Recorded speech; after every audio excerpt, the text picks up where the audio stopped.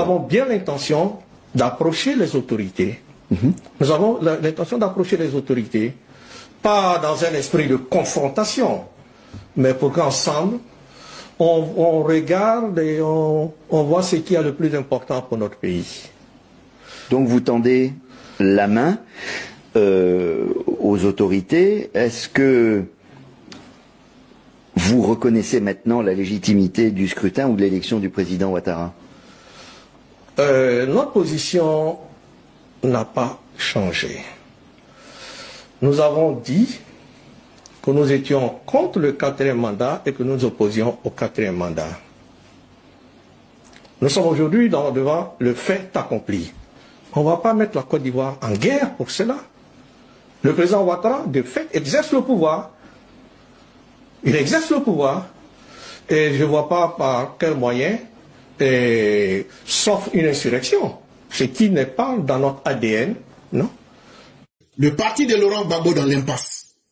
Hier, là, vous vous souvenez de l'émission d'hier, non? Laurent Gbagbo, ils sont sortis qu'eux n'ont jamais voulu rentrer dans le gouvernement. Eux, là, ils ne peuvent pas rentrer dans le gouvernement. Mais après, là, on vous a montré une vidéo où Laurent Gbagbo et ses partisans disent que eux, là, eux sont en train de chercher à négocier avec le gouvernement. Et donc, là, ils vont dire que c'est faux. Mais tout près n'est pas loin. Attendons, on va jouer la vidéo, vous allez entendre. Nous avons bien l'intention d'approcher les autorités. Nous avons l'intention d'approcher les autorités, pas dans un esprit de confrontation, mais pour qu'ensemble, on regarde et on voit ce qui est le plus important pour notre pays. Donc vous tendez la main aux autorités. Est-ce que vous reconnaissez maintenant la légitimité du scrutin ou de l'élection du président Ouattara? Notre position n'a pas changé.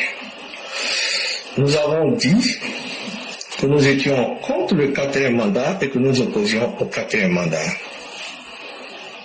Nous sommes aujourd'hui devant le fait accompli.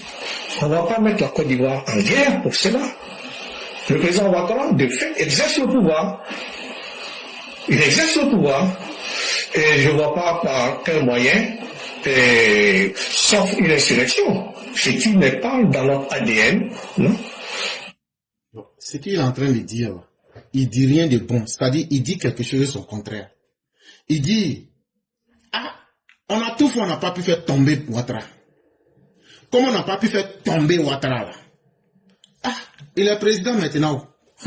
Donc, ce qu'on peut faire, là, c'est de nous mettre en bas maintenant pour lui demander Yachi. Le journaliste lui dit, en disant ça là, mais est-ce que vous reconnaissez le 4e mandat? Il dit, bon, on ne peut pas encore aller dire qu'on reconnaît le 4e mandat. On sera en train de mentir et puis de nous mettre à terre devant nos militants. Vrai là, on ne va pas aller dire aux militants qu'on ne reconnaît pas le 4e mandat. Pardon, qu'on reconnaît le 4e mandat. On ne va pas dire ça directement à nos militants. On va changer de parole pour leur dire, bon, voyez-vous, il est déjà au pouvoir. Il est déjà au pouvoir. Donc, on va faire comment? Comme on n'a pas eu la force pour le faire tomber là-haut, on n'a qu'à accepter. Bon, ça là, ça veut dire quoi? De vous à moi-même là, parler comme ça là, ça veut dire quoi? Quand tu dis dans le quartier, tu vas aller frapper quelqu'un. Et puis la personne t'a bien mal devant tout le monde. Et puis tu t'en vas dire, en tout cas, par là, personne n'a gagné. Mais vrai là, en tout cas, il m'a bien frappé. Mais je suis obligé maintenant d'accepter tout ce qu'il me dit. C'est dans ça que le FPR maintenant. C'est ça qu'on appelle être dans l'impasse. Ça veut dire, eux-mêmes là, ils ne savent plus ce qu'il faut dire à leurs militants. Eux-mêmes, ils ne savent plus ce qu'il faut faire. Maintenant là, ils sont à la merci du président Ouattara. Parce que tout ce qu'ils vont aller demander au président Ouattara, c'est au président du 4e mandat qu'ils vont aller demander. Ils ne vont pas demander ça au président Alassane Ouattara en tant que Draman. Ils ne vont pas lui demander en tant que Alassane. Ils ne vont pas lui demander en tant que personne. Ça veut dire zéro. Ils vont aller, la puissance qu'il a là, en tant que président du 4e mandat là, c'est ça qui fait qu'ils seront obligés d'aller se mettre en bas de lui. Donc, ils reconnaissent le 4e mandat. Mais comme ils ont honte d'aller dire ça à leurs partisans, ils changent de mots.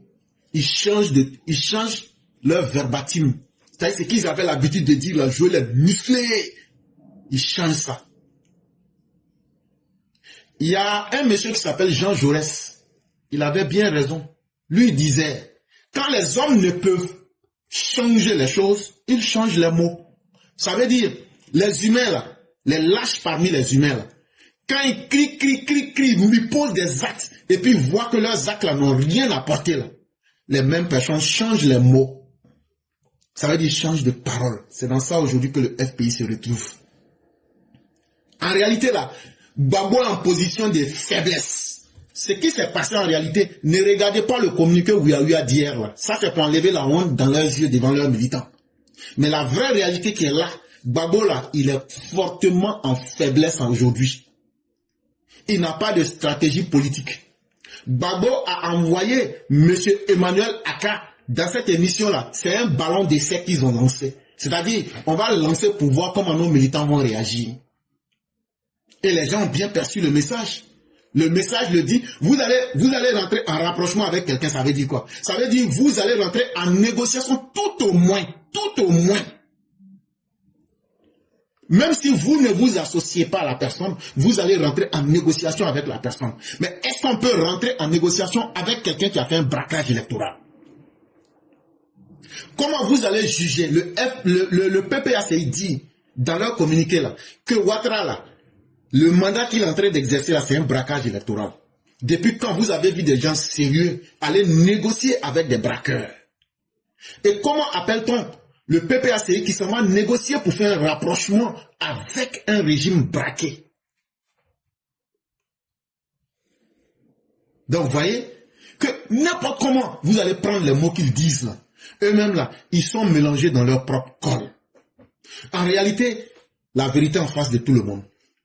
Laurent Gbagbo veut négocier avec le régime d'Alassane Ouattara. Et aujourd'hui là, celui qui a la puissance d'accepter ou de ne pas accepter là, il s'appelle Alassane Ouattara. Pourquoi? Laurent Gbagbo n'a plus de groupe parlementaire. Laurent Gbagbo n'a plus aucun élu. Laurent Gbagbo aujourd'hui économiquement affaibli pour pouvoir maintenir une machine politique en place. Mais le pire dans l'affaire, Laurent Gbagbo est idéologiquement affaibli. Ça veut dire même en termes de stratégie politique, il ne sait même plus ce qu'il faut faire.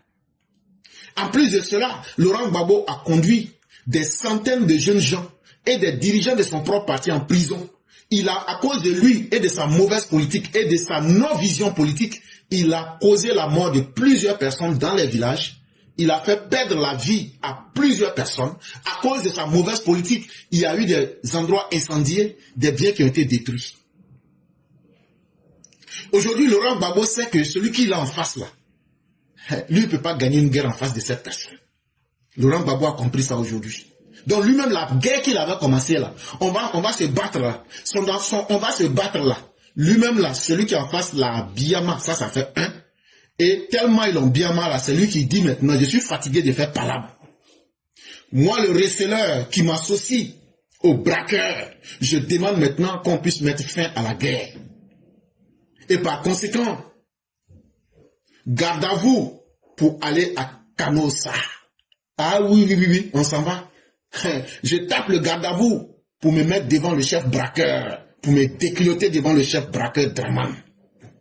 C'est la réalité que vous, les gars, là, ils sont en train de vous mélanger dans film hindou. Mais moi, je vous dis ça simple.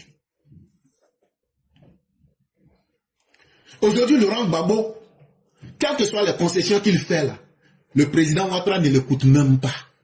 Et non, on va négocier, on va faire rapprochement, on va ça. Et qui l'a écouté? À part sur TikTok et puis Facebook là, ça intéresse qui? Est-ce que vous avez entendu un officiel même lui répondre? En réalité, là, Laurent Gbagbo n'est plus rien dans la sphère politique. Et c'est lui-même aujourd'hui qui fait des concessions. Qui lui a demandé pardon de chercher à venir vers le chef braqueur? Personne. Qu'est-ce qui a changé? Rien. Alassane continue de diriger. Alassane continue de nommer tous ceux qui peuvent lui être utiles aux différents postes de l'État. Les institutions de l'État fonctionnent. Alassane Ouattara a démontré qu'il a de la suite dans les idées. Son parti vient d'obtenir 197 députés. Il y a 18 indépendants qui ont voté en clando. Maintenant, on connaît la deuxième personne, c'est Guillaume Bateau. Après, le député qui a battu Alpha Yaya. Le deuxième député parmi les 18, on le connaît maintenant. Il s'appelle Guillaume Bateau. Au fur et à mesure qu'on connaîtra, on vous dira. À Alassane Ouattara a été investi. Pourtant, on nous avait dit que l'investiture n'aura pas lieu. On nous avait dit que Alassane Ouattara, il ne sera pas élu. Aujourd'hui, il est président. On nous avait dit, et on nous avait promis que la Côte d'Ivoire allait brûler. On n'a pas vu la Côte d'Ivoire brûler. Aujourd'hui, qui est au pied du mur? C'est Gbagbo et son PPACI. Ils sont au pied du mur. Quels ont été les effets et les avantages de l'opération Kokoko? Quels ont été les bénéfices du mouvement non au 4e mandat? Quels ont été les bénéfices du mouvement trop c'est trop? Tout est fini comme...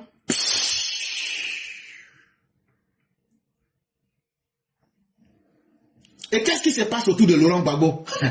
Mais le monde politique avance. La vie des Ivoiriens se passe bien. Plus personne n'a faim. Chacun va travailler. Chacun va à ses occupations. Et tout se passe très bien. Mais ce qu'on voit, Laurent Gbagbo et son parti fantoche sont carrément mis à la périphérie. Ils sont rentrés carrément en brousse. Ils n'ont plus d'espoir. Ils sont isolés et ils sont dans les stratégies foireuses. C'est dans ça qu'ils sont. Aujourd'hui, Laurent Gbagbo lui-même là, personne ne lui a parlé, mais c'est lui-même qui tape garde à vous pour demander pardon à Draman, le chef braqueur, pour dire, je vais négocier avec toi pour être ton receleur. Marchandises volées que tu as là, je vais être ton revendeur sur le marché public. Quelle honte. Quand on vous dit que Laurent Gbagbo là, il est méchant, il est mauvais, et puis c'est un gros vaurien. Il dit qu'il est fort dans Palab. Mais regardez comment Draman l'a terrassé devant nous tous ici. Il dit qu'il est fort dans mal parler. Regardez comment les gens l'ont ramené sèchement à la réelle politique. Aujourd'hui, lui-même, là, il fait sa propre comédie. Il est l'acteur principal. Il se dit et il se dédie. Mais il n'y a rien qui change, la vie évolue. En réalité, Laurent Gbagbo change de mot pour berner ses militants parce qu'il n'a plus de possibilité de faire des actions concrètes. Et quand on vous disait de faire attention, en réalité, Laurent Gbagbo, là, il est dans opération blaguer tuer avec vous. Son blaguer tuer, là, écoutez encore très bien son directeur de cabinet. C'est la même chose que je vous répète. Écoutez très bien. Nous avons bien l'intention d'approcher les autorités. Nous avons l'intention d'approcher les autorités, pas dans un esprit de confrontation, mais pour qu'ensemble, on regarde et on voit ce qui est le plus important pour notre pays. Il dit, eux vont rentrer maintenant en contact avec les autorités, pas pour aller faire palabre. C'est lui qui avait dit qu'il allait faire palabre, non? Il dit maintenant, là, eux vont plus faire palabre encore. Parce que ce que palabre là, leur a coûté, là, eux-mêmes ils connaissent maintenant. Draman leur a cassé toutes leurs dents. Et donc là, pour ne plus aller encore, pour qu'on puisse leur casser leurs os, eux vont plus, eux ont appris de leur leçon. Draman a coupé leur queue sans anesthésie. Donc maintenant là, eux vont plus accepter qu'on va couper encore leurs pattes. Donc maintenant là, eux vont plus faire palabre avec Draman. Tellement Draman a calé ça dans leur gorge. Que maintenant là, eux là, ils s'en vont en tant que les pieds et les mains liés pour se livrer à Draman. Parce que Draman a vraiment gagné la guerre. Donc vous tendez la main aux autorités. Est-ce que vous reconnaissez maintenant la légitimité du scrutin ou de l'élection du président Ouattara? Et c'est là maintenant, le journaliste lui dit, quand c'est comme ça là, est-ce que maintenant là, vous n'êtes pas d'accord maintenant avec Draman? Et si vous voulez négocier avec lui parce que vous n'avez plus d'autre choix pour négocier, et il n'y a pas quelqu'un d'autre que vous pouvez négocier avec, si ce n'est pas Draman. Mais si c'est avec lui, vous allez aller négocier. C'est que c'est lui qui a le pouvoir, c'est lui qui a la puissance.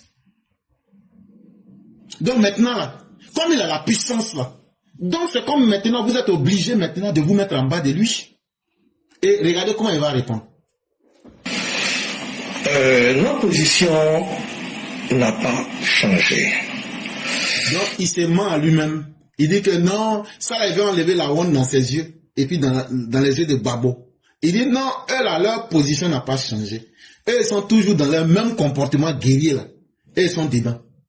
Nous avons dit que nous étions contre le 4e mandat et que nous... Que eux ils disent que eux là, eux ils n'aimaient pas 4e mandat. Nous opposions au 4e mandat. Nous sommes aujourd'hui devant le fait accompli. Que ce qu'eux n'aimaient pas là, Ouattara a fait ça, et puis il a assis dessus maintenant. Ça veut dire Ouattara s'est montré plus garçon que eux. On a fait affrontement, corps à corps, puissance contre puissance. On dit pas puissance, on dit puissance contre puissance. Poitrine sur poitrine. Babo a crié. Dramane aussi s'est tué. Lui, il parle pas. Babo s'est musclé. Dramane, lui, il a croisé les bras et le regarde. À la fin, là, c'est pas celui qui crie beaucoup qui est le plus fort. Qu'aujourd'hui, là, ils ont compris ça. Que déjà, silence de Ouattara, là, il y a le feu derrière.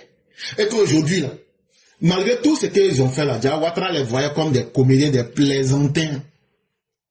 Il les a matés au froid. Et eux-mêmes, ils ont pris drap. Donc aujourd'hui, là, eux peuvent faire quoi maintenant? Qu'ils ne peuvent plus rien faire. Ils sont obligés d'accepter maintenant pour Dramane parce que Dramane a bien calé ça dans leur gorge. On ne va pas mettre la Côte d'Ivoire en guerre pour cela. Donc là, guerre qu'eux voulaient faire là, comme eux ont déjà fini tous les mouvements qu'ils pouvaient pour faire guerre là. Eux, ils ont essayé au coco, comment on appelle, opération coup de poing, opération, si ta femme enceinte, viens chez moi, tout, opération, tant. Il dit maintenant là, eux là, ils savent plus ce qu'ils vont faire. Eux là, ils ont fini, eux ils sont calés, ils n'ont plus d'idée pour faire guerre avec Dramane encore. Le président Ouattara, de fait, exerce le pouvoir. Et donc là, celui qui a le pouvoir, la puissance là, qui est l'homme le plus fort là, il s'appelle Ouattara. Eux-mêmes, ils reconnaissent ça aujourd'hui.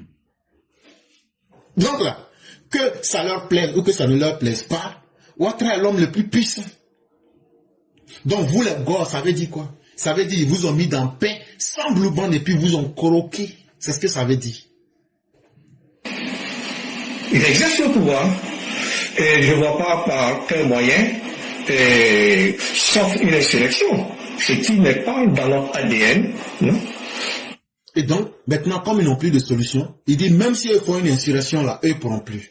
Ado toujours fort, Ado très très fort. On va vous enseigner ce que vous n'avez jamais vu ici. Maintenant, ce qu'on vous dit là, continuez dans ce que vous êtes. Le monde ne va pas s'arrêter à cause de vous. Et donc, dans Opération Blaguer Tuer, qu'ils ont mis leurs propres militants, regardez ce que Fabrice Lago disait sur cette info. Il n'y a même pas longtemps encore. Il disait quoi? J'ai 2 enfants de 11 ans et 8 ans. Je ne veux pas aller en prison. Qui était le mentor de Ziggy? C'est pas lui là, Fabrice Lago là. Il dit aujourd'hui que lui a 2 enfants. Il y a un qui a 11 ans, il y a un qui a 8 ans. Lui, vrai là, lui va pas prendre risque de parler n'importe comment, de dire n'importe comment, pour aller se retrouver en prison. Mais lui, il a pu faire, il a blagué le petit Burkinabé là pour l'amener en prison. Ziggy. Il a blagué l'enfant de Burkinabé là pour l'amener en prison. Maintenant, lui, il a assis dehors.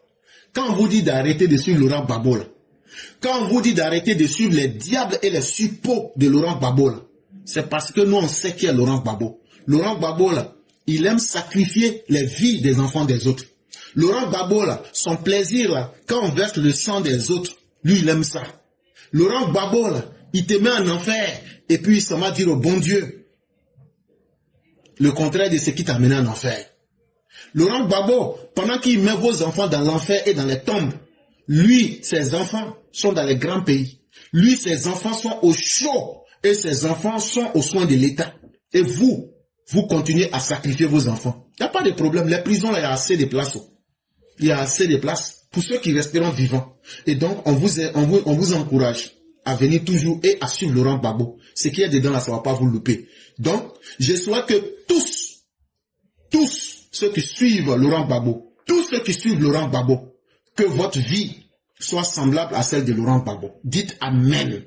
Que tous ceux qui sont des gors, que votre vie soit comme Laurent Gbagbo. Amen.